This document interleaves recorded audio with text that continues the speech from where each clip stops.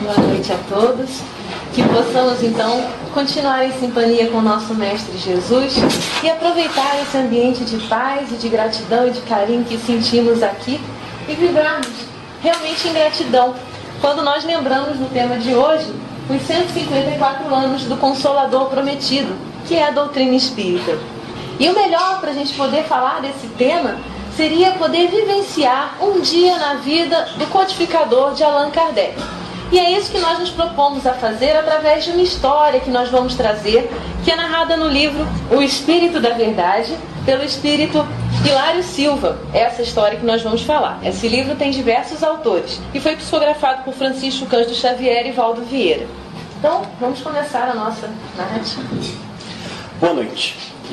A narrativa que nós trazemos, de autoria do espírito Hilário Silva, trazida a nós pela mediunidade de Francisco Cândido Xavier, foi dividida pelo próprio autor em 3 partes. Nós também a narraremos em 3 partes. Essa narrativa se passa em Paris. Nós vemos aqui uma imagem do Palais Royal, que fica na capital da França, que também sediou a Sociedade Parisiense de Estudos Espíritas, que foi o primeiro centro espírita do mundo, né? Então a narrativa que nós vamos trazer aparece no capítulo 52, no livro O Espírito da Verdade. E nós vamos agora ver a primeira parte dessa história. Ela diz assim: Allan Kardec, o codificador da doutrina espírita, naquela triste manhã de abril de 1860, estava exausto, acabrunhado, quer dizer, abatido, né? Fazia frio. Muito embora a consolidação da Sociedade Espírita de Paris e a promissora venda de livros escasseavam o dinheiro para a obra gigantesca que os espíritos superiores lhe haviam colocado nas mãos. A pressão aumentava, missivas sarcásticas avolumavam-se à mesa, quer dizer, cartas buscando fazer pouco ou humilhar o trabalho de Kardec já faziam uma pilha sobre a sua mesa. Quando mais desalentado ou desanimado se mostrava, chega a paciente esposa, Madame Rivaio, a doce Gabi, a entregar-lhe certa encomenda, cuidadosamente apresentada. O que será que continha essa encomenda, essa carta, de tão relevante para essa história, mais de um século depois, ainda ser contada, né? Na segunda parte da mensagem, nós vamos entender melhor o que aconteceu, mas vamos verificar, com o que nós temos da narrativa até agora, o que nós podemos aprender sobre a história da doutrina espírita. Então nós vamos manter aqui a imagem de Allan Kardec e a Madame Rivail. E se nós prestamos atenção na narrativa, nós ouvimos 2 nomes diferentes se referindo à mesma pessoa. Tem Allan Kardec e tem Rivail, né? Que é o professor Rivail que está aí na nossa história. E por que tem esses 2 nomes? Ora, nós vimos que o professor Rivail, ele já tinha uma publicação vasta em relação ao seu trabalho como educador. Então, ele já tinha várias obras pedagógicas publicadas. E quando começou a publicação dos livros relativos ao Espiritismo, era necessário fazer uma divisão, uma separação, para que não se juntasse uma obra à outra. Ele queria fazer esse marco, esse divisor de águas. E por isso ele adotou um pseudônimo, que é justamente Allan Kardec. Agora, como é que começou então essa história toda de Espiritismo? É isso que nós vamos ver aqui. Nós lembramos que naquela época, lá em 1850, vamos um pouquinho mais para frente, na época que a gente está na narrativa da história, 1860, toda a Europa fervilhava com um fenômeno que acontecia nas reuniões sociais naquela época, que era o fenômeno das mesas girantes. Então as pessoas se encontravam, né, para comemorar ou estar junto, e em algum momento da sua reunião elas resolviam sentar-se ao redor das mesas, colocavam suas mãos sobre as mesas e esperavam que alguma coisa acontecesse. E realmente acontecia. Algumas das mesas começavam a se movimentar, a saltar, e como a maioria, muitas das mesas eram redondas, elas também giravam. E aquilo era um espetáculo, todos ficavam interessados em como é que aquele fenômeno acontecia e se divertiam com aquela situação. Bom, o professor Rivail também ouviu falar desses fenômenos. A primeira vez foi em 1854, com um amigo dele, o Sr. Fortier. Com o professor Rivail, na época, né? O Sr. Fortier também era um estudioso do magnetismo. E participou então dessas reuniões e viu aquele fenômeno acontecer e contou para o professor Rivail: olha, realmente, agora a gente não magnetiza só as pessoas, a gente pode magnetizar objetos, e eles se movimentam. E o professor Rivail falou: isso é interessante, realmente pode acontecer. Nesse mesmo ano, um pouco tempo depois, ele voltou a encontrar com o professor Rivail e falou: olha, agora aconteceu uma coisa mais interessante ainda. Além das mesas se movimentarem, a gente dirige perguntas a elas, perguntas científicas, qualquer tipo de pergunta, e elas respondem essas perguntas. Aí o professor Rivaio começou a ficar bom. Mas como é que isso pode acontecer? Se as mesas elas não têm nervos para sentir, não têm cérebro para pensar, como é que elas podem estar respondendo essas questões? E ficou com o pé atrás nessa situação. No ano seguinte, mais uma vez esse assunto veio à baila, com outro amigo do professor Rivaio, era o senhor Carlotti, que era uma pessoa muito expansiva, muito alegre, e passou uma hora inteira falando sobre o que acontecia nessas reuniões. O que fez com que o professor Rivaio ficasse mais ainda cauteloso em relação a esse assunto. Nesse mesmo ano, um outro amigo do professor Rivaio, o senhor Patier, que era uma pessoa completamente diferente do senhor Carlotti, um espírito grave, muito compenetrado, sério, cuidadoso, ele falou novamente desses fenômenos. E aí despertou o interesse do professor Rivaio a respeito das mesas girantes. E o senhor Patier convidou o professor Rivaio para ir numa reunião na casa da senhora Plane-Maison. Essa foi a primeira reunião em que ele compareceu, então. Também numa terça-feira, como nós aqui estamos hoje. Mas foi no mês de maio, às 8 horas da noite. Ele nos conta, nesse livro aqui, Obras Póstumas, que, como o próprio nome diz, foi publicado após a sua desencarnação, uma espécie de memórias em que ele conta a sua primeira iniciação no Espiritismo. E ele diz assim, nesses registros: foi aí que pela primeira vez presenciei o fenômeno das mesas que giravam, saltavam e corriam, em condições tais que não deixavam lugar para qualquer dúvida. Então o primeiro cuidado que o professor Rivaio teve foi ver se o fenômeno era realmente autêntico. E ele ainda acrescenta: eu entrevia naquelas aparentes futilidades, no passatempo que faziam daqueles fenômenos, qualquer coisa de sério, como que a revelação de uma nova lei, que tomei a mim estudar a fundo. Então, enquanto todos estavam ali praticamente se divertindo, fazendo um passatempo com aqueles fenômenos, o professor Rivaio viu que tinha algo de especial acontecendo naquela situação. E ele tomou a si estudar a fundo. E como é que é estudar a fundo para o professor Rivaio, para Allan Kardec? É o que ele nos conta mais à frente na mesma obra. Aqui nós trazemos uma imagem do professor Rivaio com duas das médiuns. Como a gente pode observar, ele não era médium ostensivo, ele não era ele que psicografava. Ele dirigia as perguntas aos espíritos e os espíritos respondiam através das médiuns, que então psicografavam as respostas.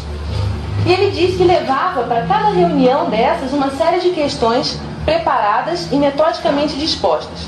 Ou seja, ele já ia para cada encontro desse em que haveria essa transmissão de conhecimentos, de mensagens, algumas perguntas já elaboradas de maneira sequenciada, de maneira a aprofundar sempre mais o assunto que ele estava se dedicando a estudar. E fica também aí a sugestão para nós, quando nós nos dedicamos ao estudo de qualquer coisa, não só do espiritismo, mas de qualquer área do conhecimento.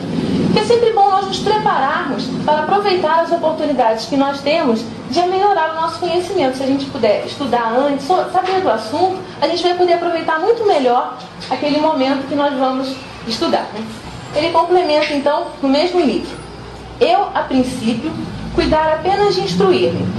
Mais tarde, quando vi que aquilo constituía um todo e ganhava as proporções de uma doutrina, tive a ideia de publicar os ensinos recebidos para a instrução de toda a gente.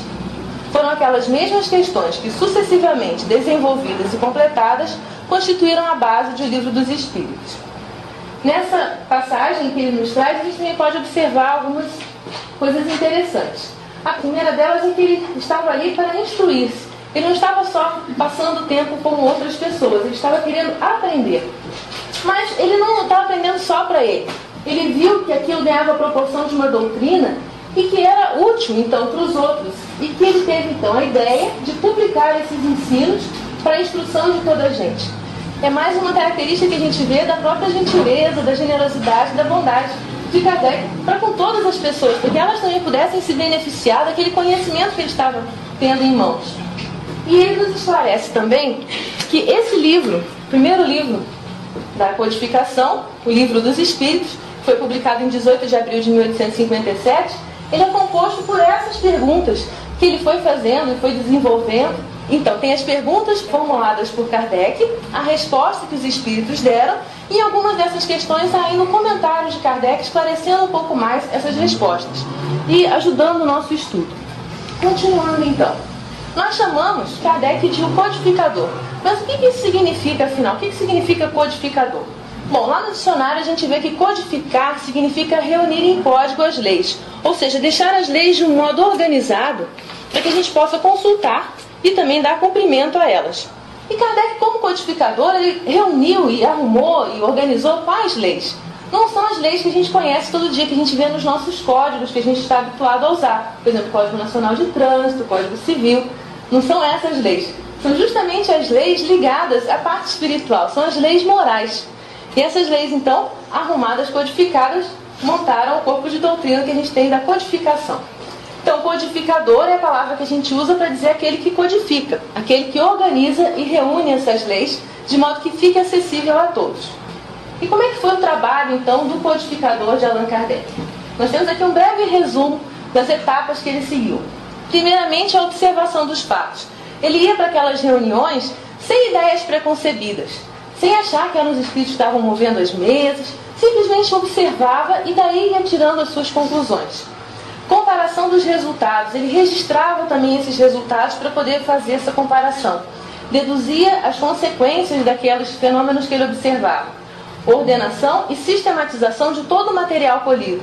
Kardec ele recebia mensagens de vários lugares do mundo, de vários médiuns, e assim ele ia recebendo essas mensagens e organizando de acordo se elas eram coerentes ou não, se elas estavam repetidas, e eu só pegando algumas para poder compor as obras da codificação, e assim sucessivamente. E mais, transformar tudo isso numa comunicação que fosse acessível a todos. Educador como ele era, organizou todos esses conhecimentos de um modo didático, sistemático, que a gente pudesse cada vez mais ir se aprofundando e conhecendo melhor essas leis divinas. O que a gente chama de doutrina espírita? Doutrina, quando a gente vê no dicionário também, é definida como princípios que servem de base a um sistema. Pode ser um sistema religioso, filosófico, político. E a doutrina espírita ela tem três aspectos, tanto o aspecto científico, quanto religioso, quanto filosófico. E por isso esse nome também é muito apropriado, a gente chama de doutrina espírita. Foi o nome que o codificador deu, ou espiritismo. Quando a gente usa aquele sufixo ismo, está dizendo que é uma doutrina.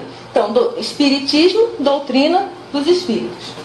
E é por isso também que não é muito adequado a gente utilizar o termo kardecismo, como às vezes a gente ouve dizer.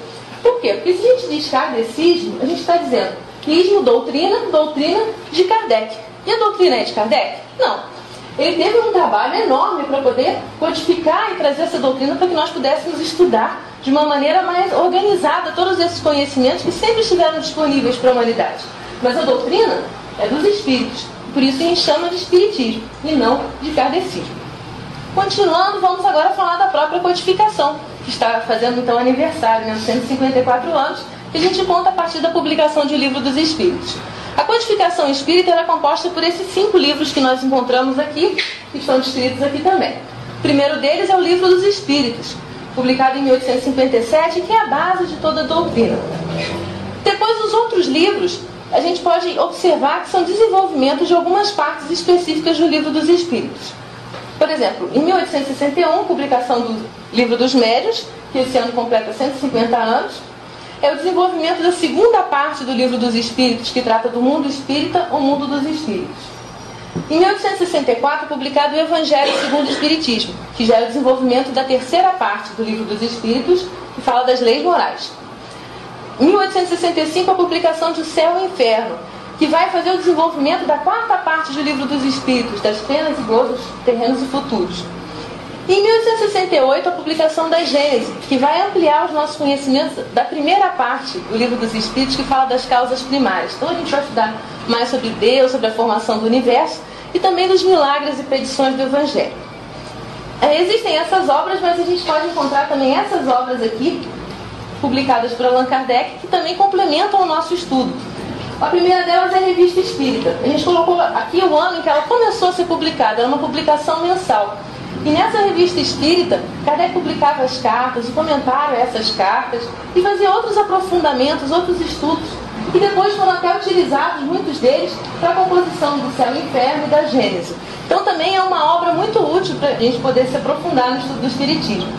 E em 1859, é publicado o que é o Espiritismo, que Allan Kardec mesmo, ele recomenda, nessa obra aqui, O Livro dos Médiuns, no seu capítulo 3, na parte primeira, que para quem deseja começar a estudar o Espiritismo, esse livro traz os fundamentos, as bases, para a gente poder começar E então depois analisar ou estudar melhor o Livro dos Espíritos.